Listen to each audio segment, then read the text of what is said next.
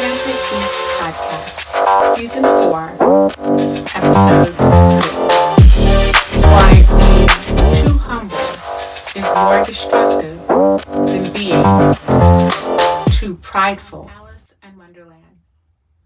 There were doors all around the hall, but they were all locked.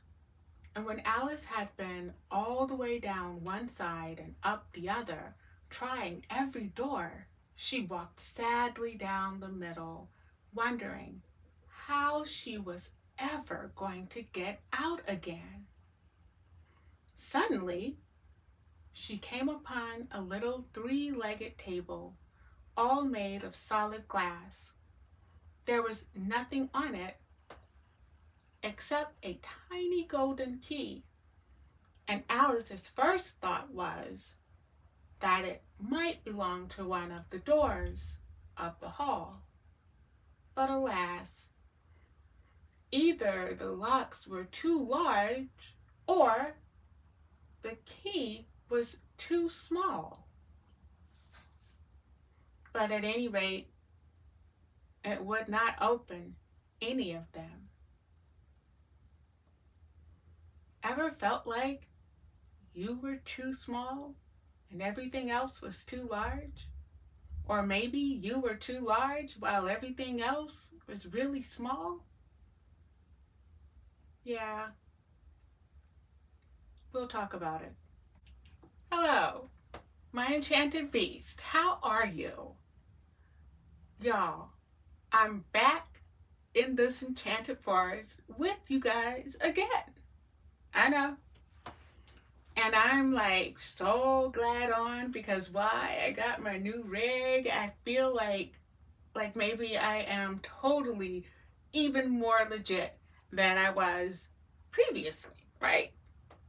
So, what the hell is going on with the weather? My brother lives out in San Antonio, Texas, and they are like freezing and it's snowing. I'm like 2 weeks and already like everything has been topsy-turvy. Now I'm here in South Carolina, and yesterday, which is I think gonna be the 25th, so on the 25th of February we had 74 degrees, and Sunday, which is the 28th, and when this episode will air, we're expecting it to be about 79, 82 degrees. Now, I'm not a superstitious girl, but my grandma used to say, when you can't tell winter from summer and spring from fall, you better be watching signs and wonders. I don't know. I'm just saying what she said, and you better listen to old folk. Gosh, it's good to be back here, in all honesty. And I don't want to focus on all the crazy and the weird. I like to keep it up here, right? I like to elevate it. So we're going to keep moving along with Alice while she's traipsing through Wonderland. And before we get there, I just have to say it because it's kind of on my heart. Guys, don't be afraid to accept all of these changes that are happening. Like, don't be afraid to accept what is challenging in your life, right? Because when we are able to accept those challenges, then we begin to flow with the tide as it goes out, as it comes in, as opposed to crashing against the rocks, trying to fight what's happening, right? So accept what's going on, even the challenges, knowing that always everything is moving you forward, constantly moving you where you need to be. So, I'm done. I'm off my soapbox. Oh, do you notice I'm sitting in a new white chair? Yes, this is my new task chair. It came in. The little enchanted cottage is coming together quite lovely, I think. So, let's get to talking about these damn locked doors. Poor Alice, walking up and down the hall, seeing all these doors, and has absolutely no way to get them unlocked. And then there's a key, a tiny, tiny key. I wish I could take these headphones off and show you guys, those of you who are looking at this on my YouTube channel. I have the cutest little tiny silver earrings, and they were given to me by an amazing friend, Larissa. And I just thank you, girl. Shout out to Larissa for gifting me with these beautiful little keys to remind me that I hold the key to my success. I'll put a link to her jewelry shop in the description on both podcast and the YouTube video. Just beautiful stuff. Anywho, we want to talk about the door. So she sees the key. She's like, maybe it'll open one of the doors. But alas, the key is really small. The doors are really large. And what am I supposed to do? Or maybe the locks are really large. The key is smaller. Maybe the locks are tinier than the key and the key's too big. Either way, my girl is like, shit, I cannot get out of these damn doors. So when we come to a situation where all doors are locked, right? Every time we turn around, it appears that every door is shut and locked. Even when we are like, I got this key, I got this thing here, still they're all locked. Sometimes it feels like the infinite, opportunities, the limitless, choices, all of it becomes a bit, okay, why am I seeing it all? Why give me what I need to open it, but then make it not work? Like what, right? I'm going to say that it's really not about having what gets the door to open, right? I mean, when we come to a locked door, when I come to a locked door, the first question I've learned to ask myself, which has proven and this is me, right? I'm just Shawn, and this is me doing my thing. But the first question I ask, which has proven to be the only question I really need to ask, is what's really keeping me out of the doors? What's really keeping me from walking up and opening that door? And I know everybody says, if I come to a door and I feel like, I've figured it out, this is my opportunity, it is possible, yada, yada, yada, then nothing could keep me from opening the door. And yet, and still, so many of us have learned to identify all of these limitless opportunities. Many of us have learned that there is no such thing as impossible because I'm possible. And yet and still, we fail to get through the door. Or we open the door and we fail to see what is there for us. We get through the door and then it's like, oh, it's more shit behind the door. And then something takes over and we lose sight. So what's keeping you from either opening the door, or what's keeping you from going through the door, or what's keeping you from getting behind that door and actually getting what it is you're supposed to be in there to get? Now, I would venture to say that everyone is at, one of three of those stages, right? We see a door, the opportunity, right? We've weighed it out. It's a good opportunity. It's not going to bite us in the ass. It's not a scam. It's not going to leave us with a rash. Like, this is the opportunity that lines up with our soul's purpose. And we go to open the door. We go to take advantage, to avail the opportunity, to pursue the opportunity. And we don't get in. We don't budge. Nothing happens. We're pushing and nothing happens still. Nothing is happening. That's when we get frustrated, and some of us will walk away from that shit and be like, fine, wasn't for me anyway. When one door closes, another one opens, and we buy it, right? Because it makes us feel good. Some of us will turn the knob and the door slides open, and we just cannot make ourselves step over that damn threshold. We cannot put the foot forward. It feels different once the doors open. It looks different once the doors open. Like I can see into this opportunity, and it doesn't look like I thought it was going to look. So we're stuck on the threshold, trying to decide if it's really for us, right? If you're second guessing it, it's probably not even for you. It's probably best to just turn around. And then there's the third dilemma of the doors. You open the door, you look in, you're like, hell yeah. You step over the threshold, and then you lose your mind. You don't mean to. You can't help it. It's so much to see, so much to look at. So many things you've always wanted. And we lose sight of why we thought to take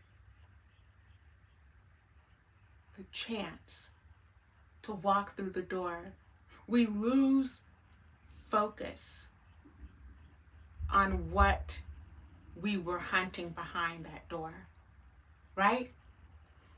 So you come to a door, it's locked. You come to the door and you can open it, but you can't go in. You open the door, you walk in, and then you completely lose all rhyme and reason for being there. Ask yourself this: what is really keeping me from opening this door? What's really keeping me from stepping across this threshold? What the hell is keeping me from doing what it was I came in here to do, or getting what I came to get? That's the question you're asking yourself. What? Not why. Why doesn't make any sense. What? So I'm actually going to have to break this whole big why being too humble is more dangerous than being too prideful into 3 separate episodes, because it's a lot to unpack, right? This week, I really want to focus on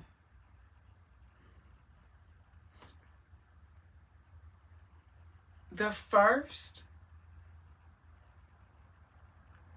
part of the dilemma in going towards our opportunities, right? So we have the three stages that we're in, right? We're either like sitting here at the door and it won't open for us. We're standing on the threshold. We can't make ourselves go in, or we are in the door. We're in the space and we cannot remember why we chose to even do the first 2 steps, right?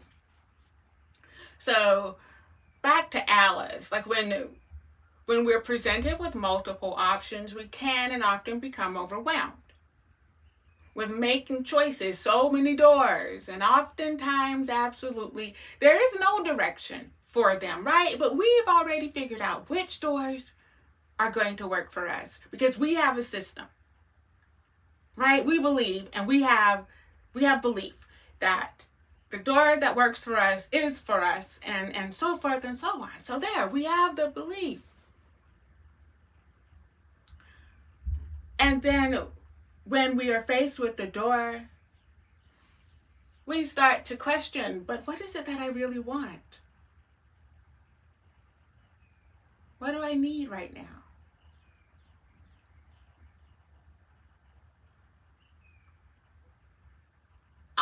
going to venture to say that most people use want and need interchangeably. And even when they're not using want and need interchangeably, they are still, I would venture to say, using it ineffectively, those two words. Okay? Because there's a huge difference between what we want and what we need. And that's the first part of understanding why playing yourself too small is more dangerous than being too prideful. Understanding the difference between the want and the need. And just to kind of wet your whistle, part 2, which will air on the 14th of March, because we avoid the Ides of March like the plague, right? Poor Alice becomes so sad because she can't figure out how to get any of the doors to open for her. I want to talk about in that next episode how sadness becomes basically,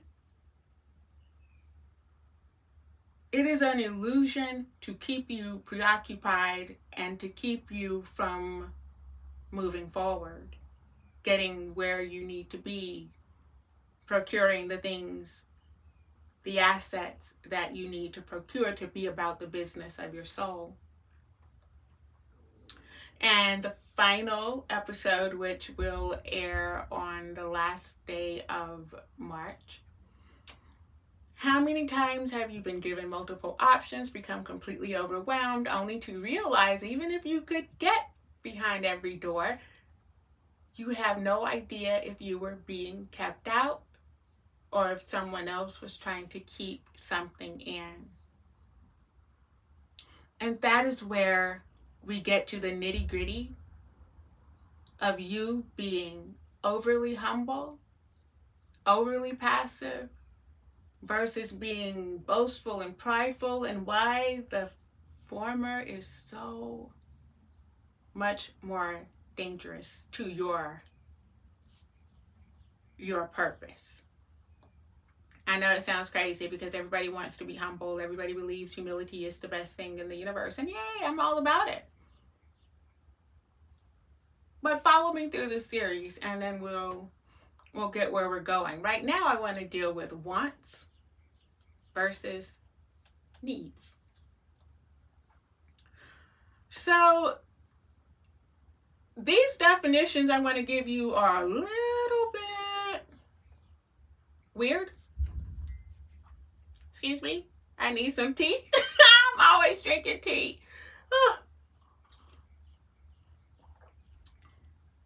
If you want to contribute to my tea drinking habit and support my tea snobbery, please become a show sponsor, or you can sponsor this podcast. It's a little button that is always present where you can say, yeah, I'd like to sponsor her, buy her a cup of tea for $4.99 a month. And so I greatly appreciate it because honestly, I do have a really huge tea habit. So there we go.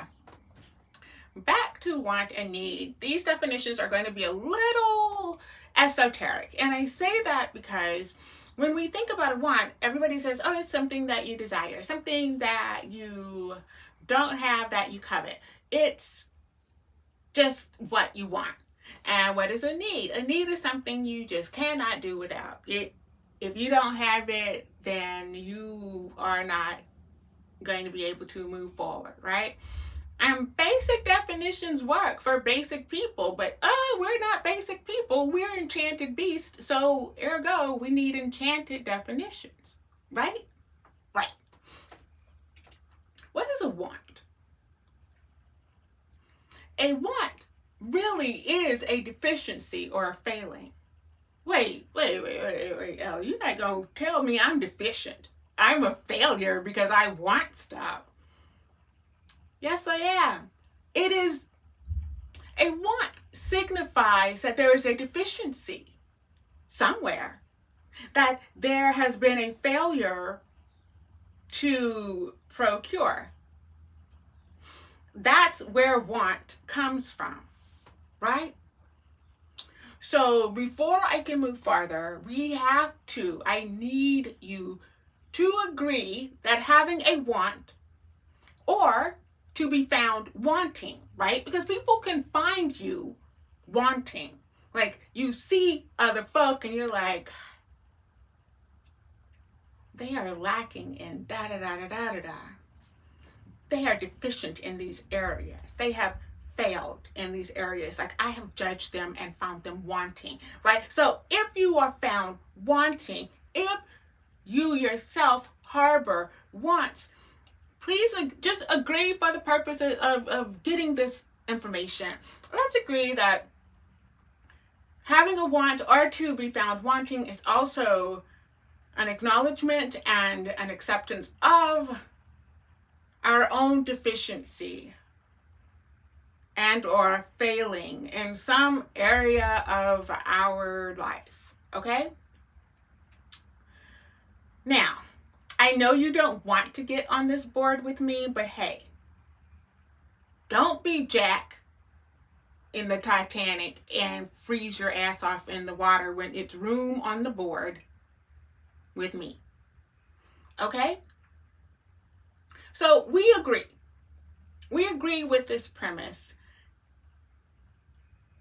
And we also have to agree that whatever areas we are wanting in are not detrimental to living.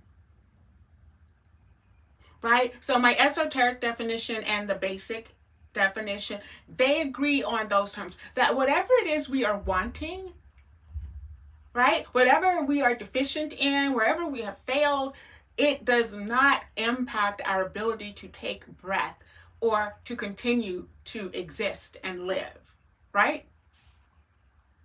So, we don't die if we are wanting in whatever areas we are wanting in, right? And I'm hearing the questions in the ether, like they're coming through the air. Then Ella, what is the purpose of wanting anything at all? If I want, but it's not going to kill me if I don't get it, then why do I want? And if I'm wanting because I am deficient, then ought I want to not be deficient?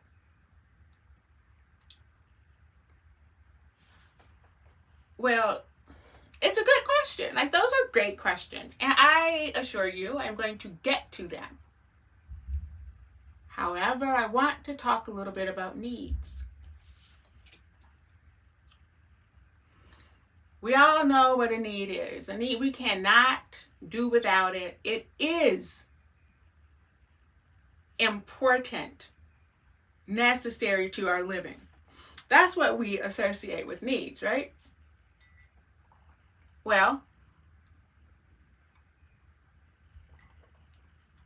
I want to flip it, because here is the esoteric enchanted beast definition of needs, okay? A need cannot be removed. It is innate, intrinsic. It is a part of, not a part from, essentially who we are. Yes, I have to say it again. A need is something that is inborn. It is innate. It is intrinsic. It is essential to who we are structurally as beings. It cannot be removed.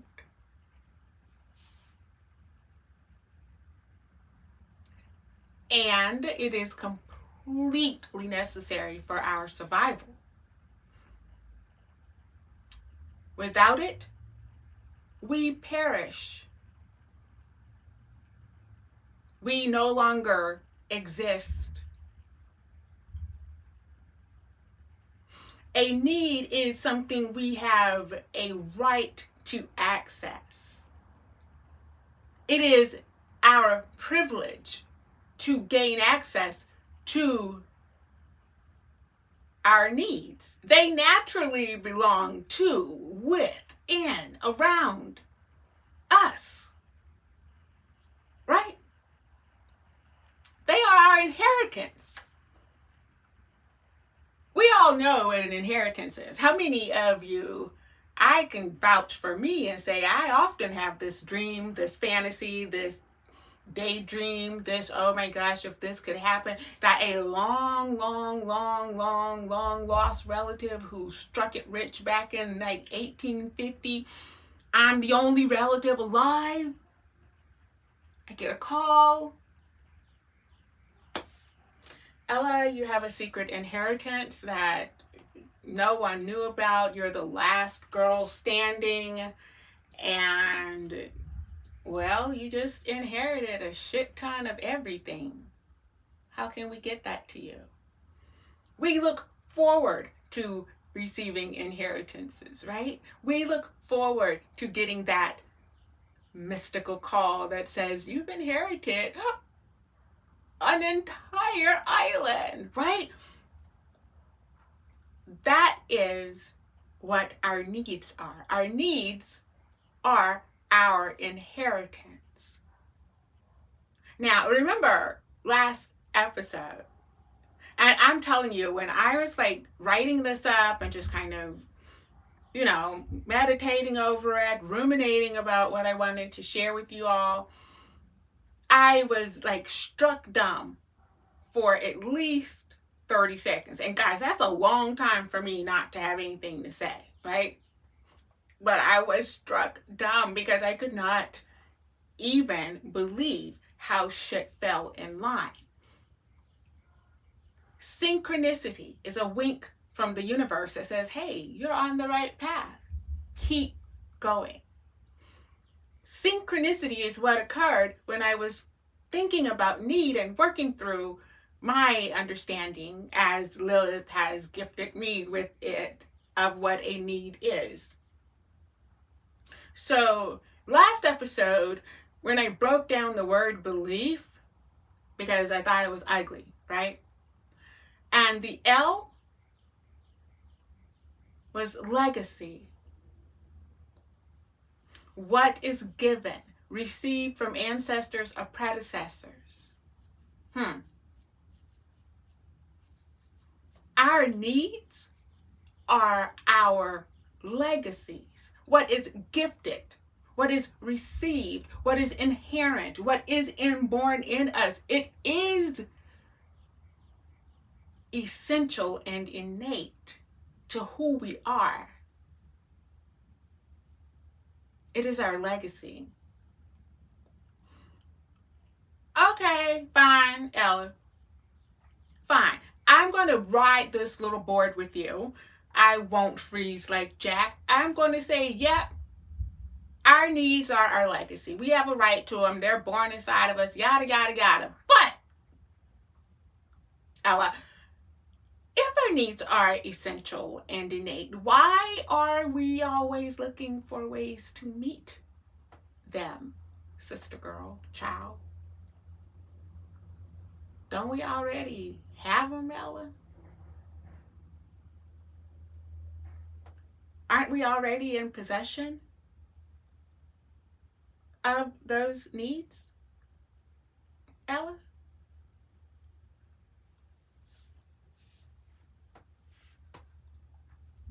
I'm going to take a quick break. And when I come back, we're going to talk about just why we want and do we already have. You guys come back, because the second half of the show is going to be bananas. Sometimes we have to be broken before we are able to see the beauty of our light reflected in the mirrors of our soul. Pick up Shawn's Broken Souls series, books 1 and 2 wherever you shop for your favorite books. Okay, and we are back.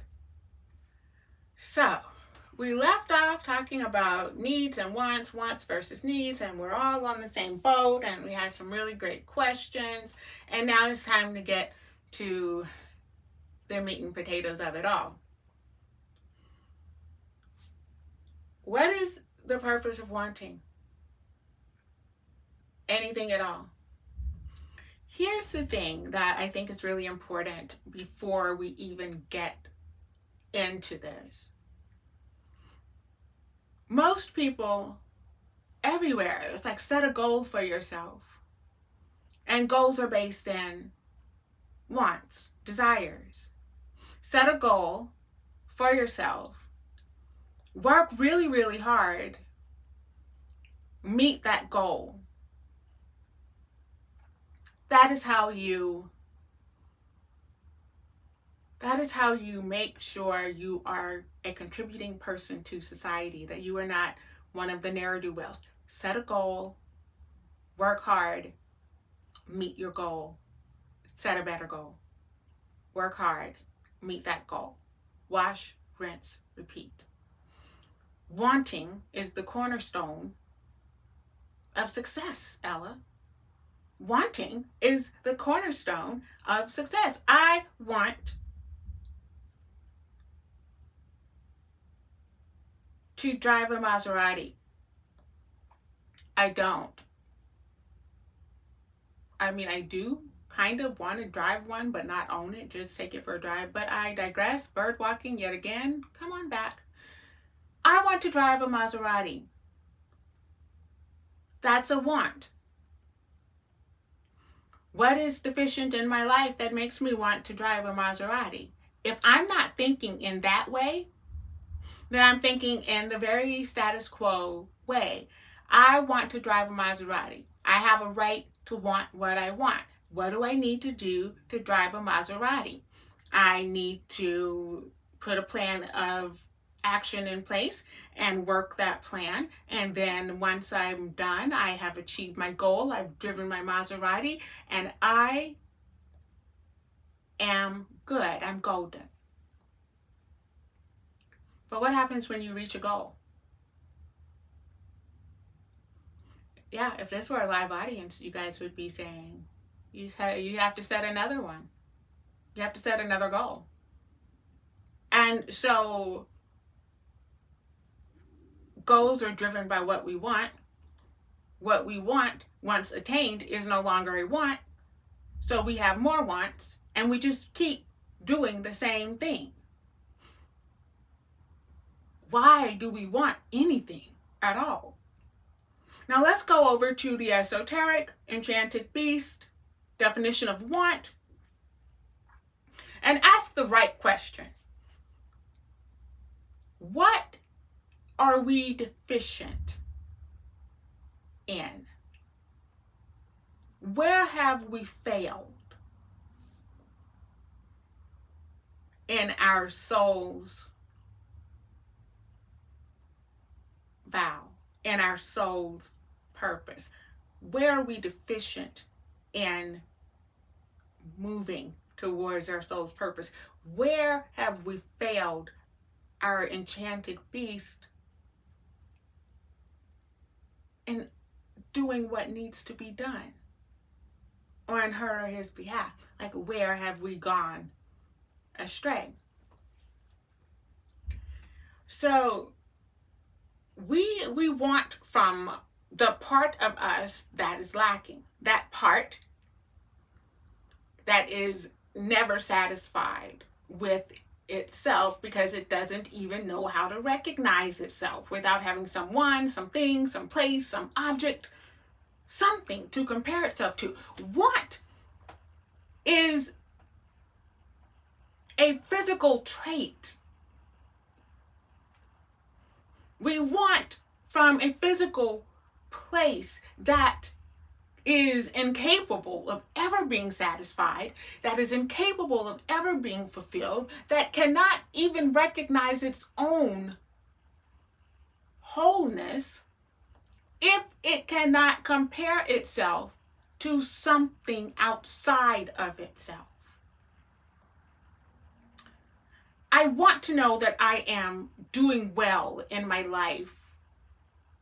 And the only way I'm able to honestly know that is by looking at people around me, looking at what they have, how they live, and seeing how I measure up. If the people around me are driving Maseratis, and I equate that with people who are doing well in their lives, and I'm not driving a Maserati, then I am lacking. I need to have a Maserati in order to do well, because that is what I'm seeing around me. This part of the human psyche, the ego, has no concept of self without comparing its own place with that of others. So understand, want comes from a place of lacking. Want is from an area that will never be filled.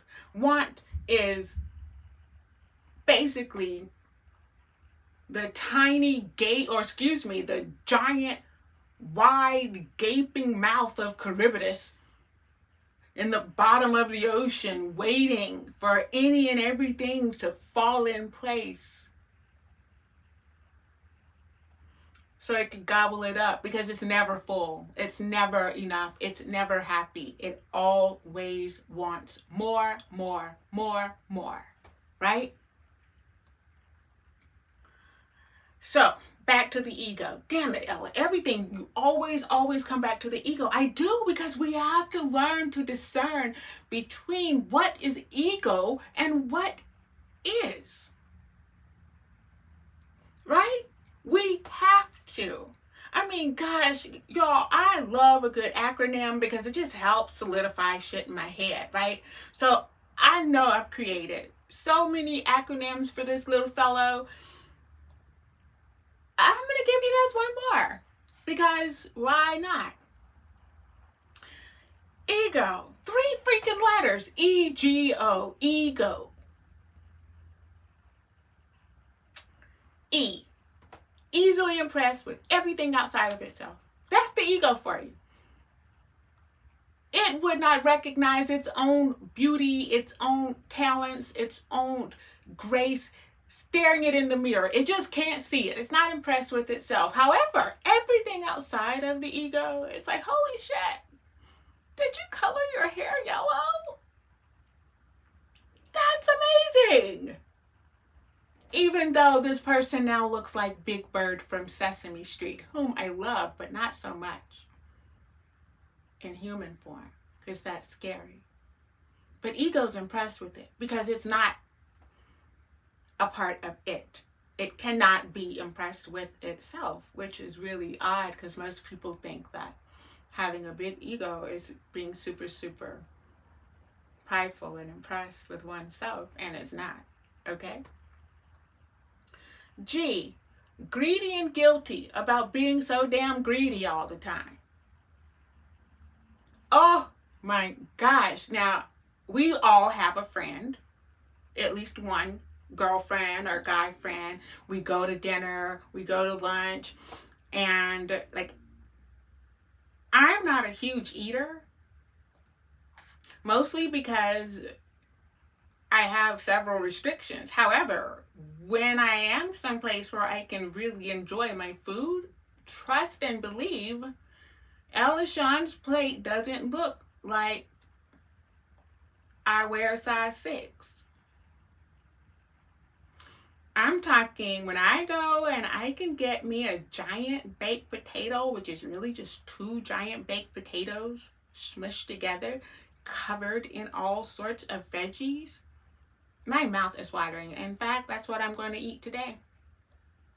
Oh God, I'm eating it. And if I find really good gluten-free rolls, holy shit, I'm going to town. I eat a lot and I don't apologize for it. And I eat more than I need sometimes because it's really good, and I don't care because I do what I want. Right? I do what I want. But we have those acquaintances, these people we know. We go out and they know they're going to overindulge. Like, they know they're going to pile it on. And then they go, God, I don't know why I do this to myself. I don't know why I just eat, and then I just feel so horrible afterwards. Gosh. And then you see them the next time you go for ice cream and it's the same damn thing. Stop being guilty. Stop being greedy. If you're going to be greedy, you can't afford guilt. But let's not be so damn greedy. When you're hungry, eat. When you want to overindulge, do so. But it is not a state of mind. It is not a state of being, right? Greed keeps you occupied while you could be out there doing the work of your soul.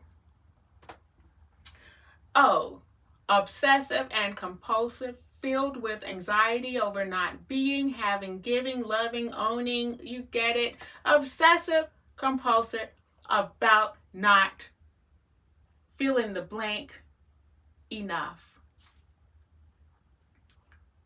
The ego obsesses over having enough, being loved enough, loving people enough, giving enough, taking enough,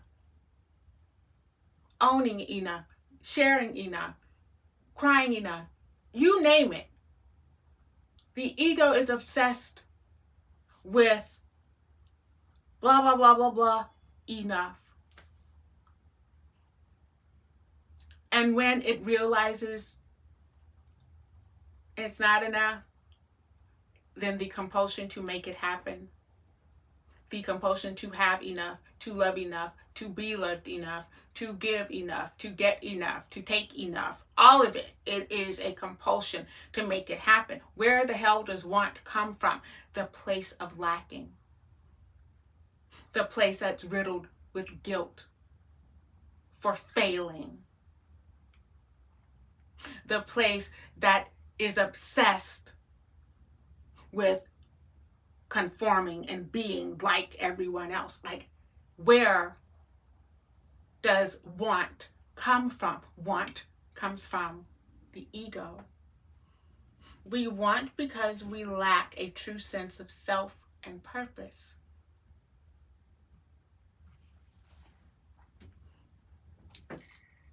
I have to take a moment to let that sink in. We want because we lack a true sense of purpose. We are lacking that sense of self.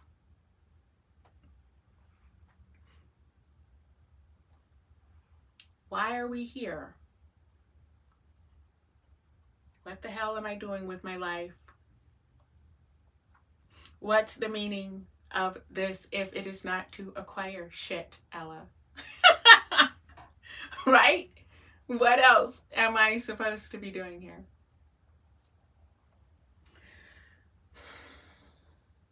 Well,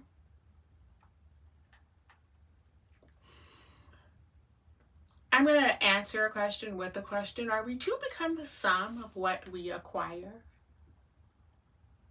Is that all we're going to be? Because look, we can't take that shit with us. We're not going to bury it with us.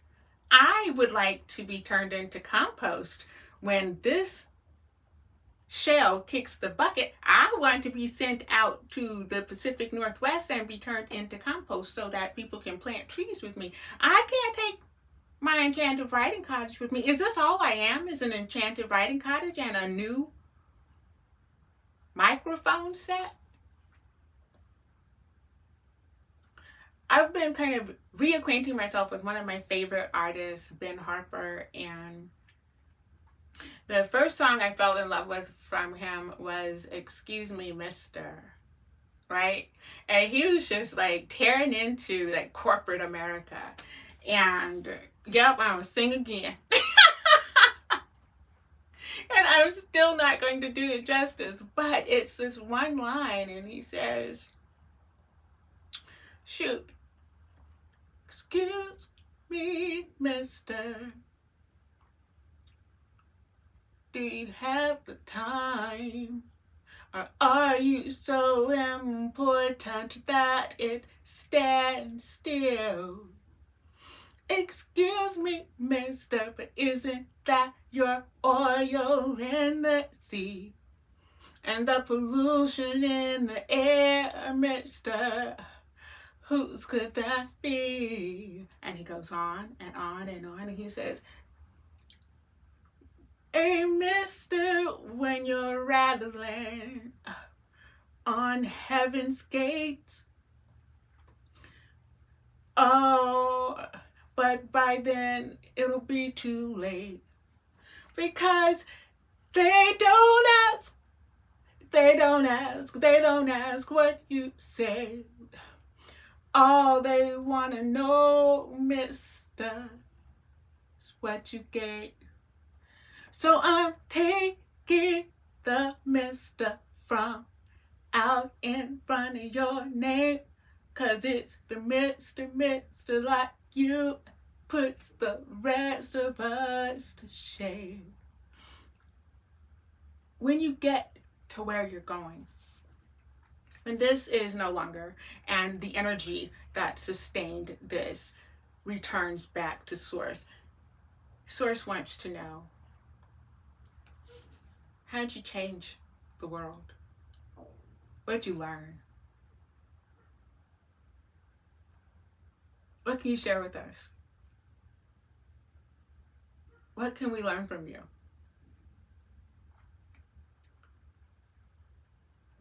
And if that energy has not been given autonomy within that body to fully experience the beauty of this world, because ego is so damn headstrong,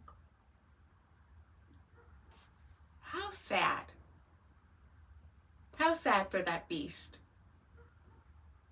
Right? How sad. So I'm going to just talk about, no, we're not the sum of what we acquire. That's not us. We're not the misters who have no sense of what the hell is going on in this world, and we think that this is all there is. We're not that. So I need to remind you that, A, whatever it is you want, you can live without. You don't have it and you're still not dead. It is not necessary. Second, the feelings that you are lacking and or failing is also true. Right? This feeling of want, this feeling of lacking and failing is also very, very true for the essential self, right? So let's do this again. You can live without everything you want, accept that is true. And also accept that the feelings of deficiency and lacking and failing are extremely true as well. Third, your ego is not equipped to interpret those feelings. It's not equipped to interpret that deficient feeling, that feeling of lacking, that feeling of failure. It is not equipped to interpret that. Okay? Because this poor little ego, it is only able to react bigly. And in most cases, wrongly. The ego is not equipped to deal with deficits. It's not equipped to deal with lacking, failure to do right. No, it can only react in big wrong ways. We have to disengage the ego when we are dealing with these feelings of lacking and deficiency and the realization of failing, right? We have to disengage the ego.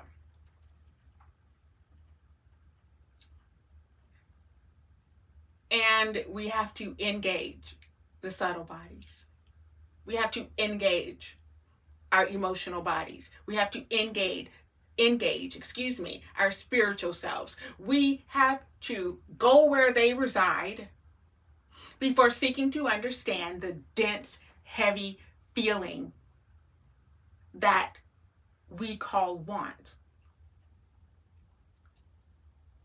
It's not a want. That dense feeling is not a want. Wants exist in the physical space.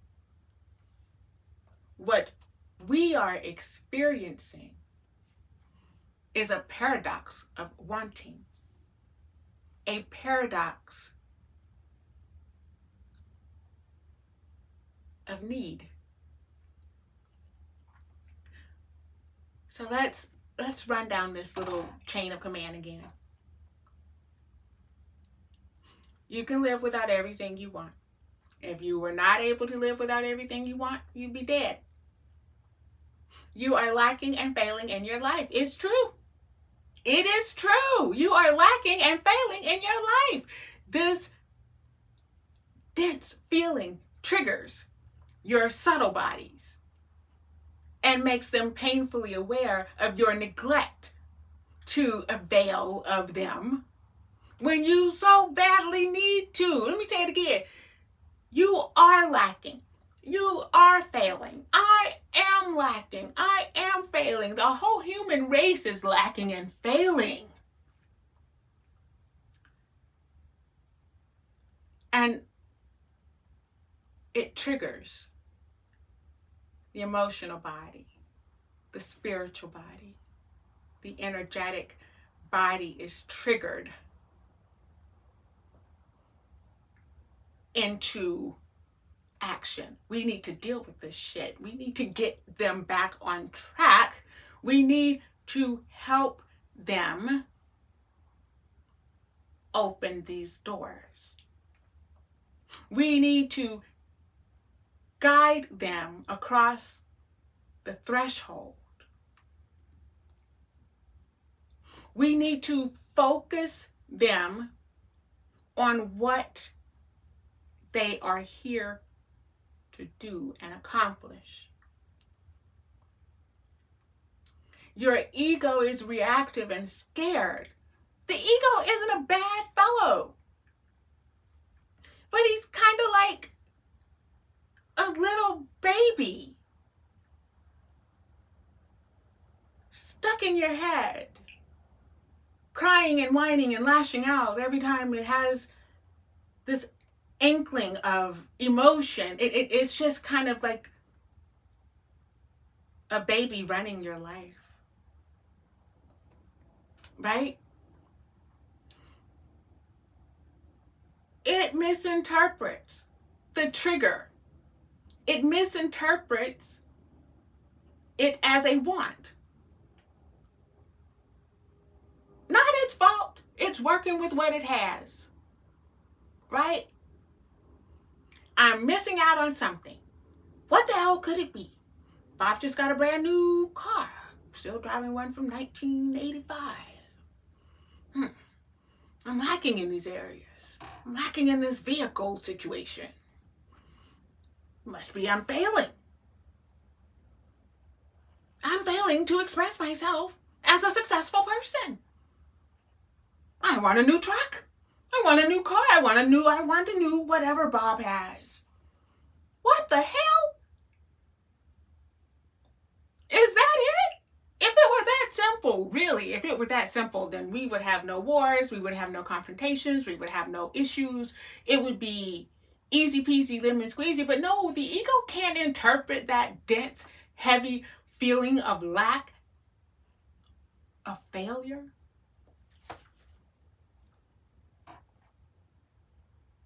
It's not the ego's fault. I just have to keep reiterating that because I don't want us to be like, oh my God, I hate being a human, right? Because we are human. We are definitely sentient human beings. And we react and we respond as such. And as spiritual beings, as enchanted beasts, it does not take away our humanity, right? The acknowledge and acceptance of our essential and spiritual selves does not wash away the dirt that we are made from. It simply makes it more usable. It gives it more direction, more structure. But we are still human, and that ego is still there to protect this human body, to make sure that we can find others that look kind of like us, and we can screw others that look kind of like us, and we can make more of others that look kind of like us, and we can do it over and over and over again because that's all the ego wants. It's all the ego has to do. Thank you, ego. Thank you. The paradox of wanting is very simple. We want for nothing. We have everything we need. It is a part of who we are. It is structurally coded into our DNA. We are everything we need. When you find yourself feeling as if you are lacking, when you find yourself walking down halls of doors and none of them seem to open, and even if they open, you just don't feel like you can make it in, and even if you make it in, you lose focus. Ask yourself the question, what does my soul need? Lilith, what do you need from me? Enchanted beast, what is it that I am failing to do for you? We pay attention. You need to rest. You need to feed me positive energy. You need to put yourself away from this group so that I can be fed. You need to eat these things so that I can be fed. Listen, everything you have within you is your legacy. It is a part of you. Don't ask what you want. Oh my gosh, I'm feeling like I'm failing in life. I wonder what I want to make myself feel better. No, ask your soul. Ask your essential self. Ask your soul, your subtle bodies. What am I in deficit? What are you deficit of? Right? What are you deficient of? What am I keeping from you? What am I keeping you from doing? How have I neglected you? How have I failed you, soul? They will tell us, and then we have it to give to them. It's kind of the relationship. All right, guys, my time's almost up. I just want you to continue to be brave and beautiful, and always stay in touch with your enchanted beast. Until next time. And that's a wrap. That is a wrap.